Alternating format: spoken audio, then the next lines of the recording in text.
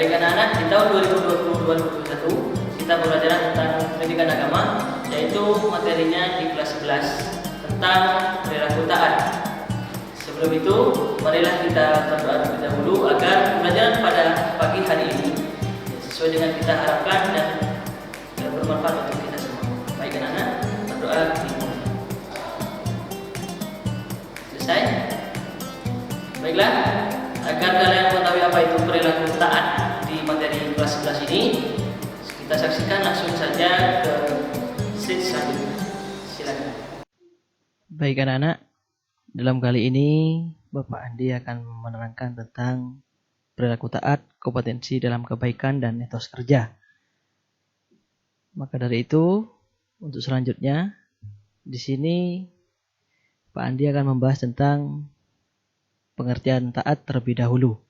Taat dapat diartikan patuh, dengan kata lain, taat adalah upaya untuk selalu mengikuti petunjuk Allah dengan cara melaksanakan perintah dan menjauhi segala larangannya.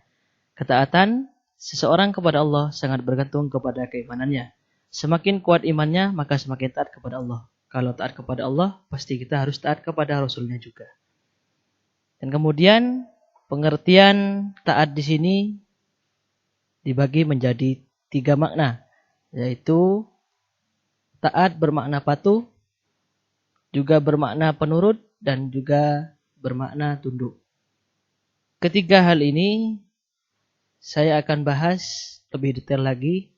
Yang pertama, taat bermakna patuh adalah taat bermakna yang mematuhi perintah Allah Subhanahu wa taala dan menjauhi larangannya. Perintah Allah contohnya salat, puasa, dan menunaikan zakat, sementara itu yang dilarang Allah.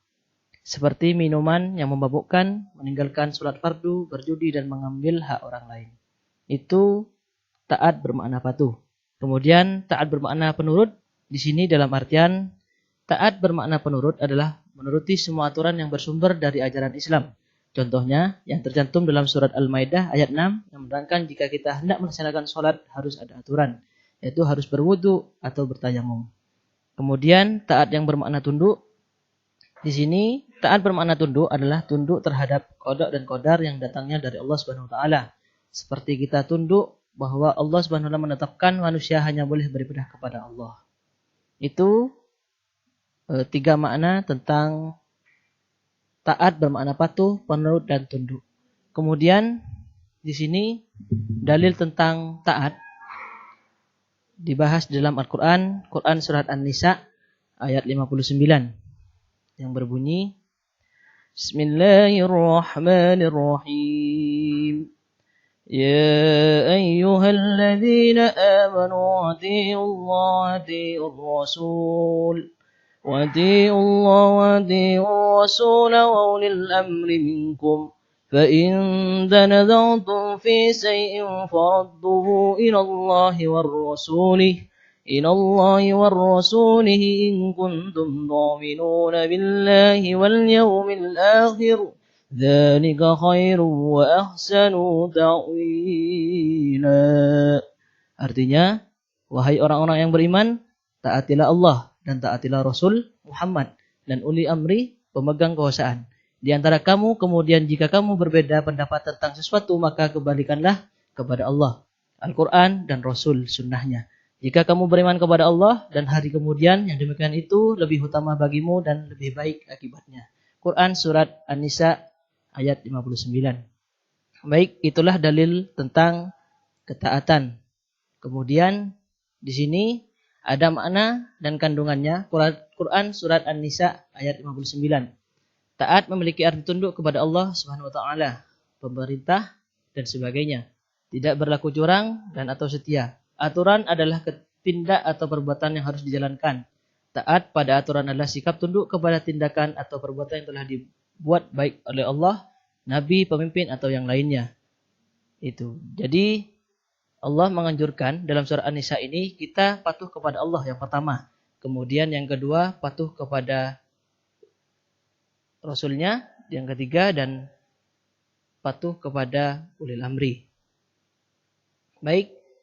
Mungkin kalau yang pertama, taat kepada Allah, sudah kita pahami dengan jelas. Kemudian taat kepada Rasul, sudah jelas juga. Mungkin yang saya bahas lebih detail di sini adalah tentang makna ulil amri ini. Karena banyak pendapat ya tentang ulil amri. Pertama, Abu Ja'far Muhammad bin Jarir At-Tabrani di sini berpendapat bahwa arti ulil amri adalah umara. Mereka yang memiliki ilmu, pengetahuan akan fikih. Sebagai ulama yang lain berpendapat bahwa sahabat-sahabat Rasulullah itulah yang dimaksud dengan ulil amri. Kemudian jika dikaitkan dengan pada zaman saat ini, ulil amri bisa berupa seperti bupati, bapak presiden, dan sebagainya. Itu yang dimaksud dengan ulil amri. Dan berikut di sini juga ada surat Al-Maidah. Ya. Al-Maidah ini tentang kompetensi dalam kehidupan, kebaikan, apa yang kita lakukan dalam kehidupan sehari-hari. Kemudian tentang etos kerja. Etos kerja juga termasuk kepada taatan, karena taat di sini banyak arti yang luas tentang kehidupan kita sehari-hari. Karena etos kerja merupakan kegiatan kita di mana kita harus taat melakukan pekerjaan-pekerjaan kita. Di sini di surat At-Taubah ayat 105 tentang etos kerja, dan katakanlah, bekerjalah kamu, maka Allah akan melihat pekerjaanmu.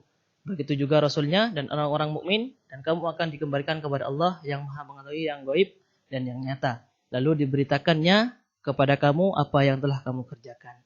Di sini surat At-Taubah sudah menjelaskan bagaimana kita bekerjalah sesuai dengan kemampuan kita. Jadi kita bekerja sesuai dengan apa yang kita mempunyai kompetensi yang kita miliki. Seperti itu. Kemudian selanjutnya, contoh taat dan meladaninya. Contoh taat kepada Allah Subhanahu wa taala yaitu banyak hal-hal di kehidupan sehari-hari. Yang pertama, melakukan sholat fardu, kemudian menunaikan zakat, berpuasa di bulan Ramadan, melaksanakan ibadah haji, dan berbuat baik, menjaga sopan santun, jujur, sabar, dan selalu berkalimah thayyibah, tidak berkata-kata kotor, selalu berbuat amal, beramal soleh, saling menasihati dan hak, dan kesabaran. Itu contoh-contohnya mungkin sudah tidak asing bagi kalian dalam kehidupan sehari-hari. Baiklah, itu saja yang bisa saya sampaikan. Dan terakhir, ada tugas dari Pak Andi di sini. Buatlah yang pertama, rangkuman tentang poin-poin penting dari pembelajaran hari ini. Yang kedua, carilah studi kasus tentang taat atau contoh dalam kehidupan sehari-hari. Ya, jadi contohnya, kalian buat kisah nyata yang ada di dalam kehidupan lingkungan kalian sehari-hari. Itu saja. Kemudian nanti tugas berbentuk dokumen yang sudah diketik dan dikirim melalui WA yang sudah tertera di PowerPoint depan. Kemudian terakhir, tetap semangat dan jaga kesehatan. Itu saja. Terima kasih. Baik, itulah anak-anak materi yang bisa saya sampaikan. Mudah-mudahan bermanfaat untuk kita semua. Dan tetap semangat, jaga kesehatan. Sekian. Assalamualaikum warahmatullahi wabarakatuh.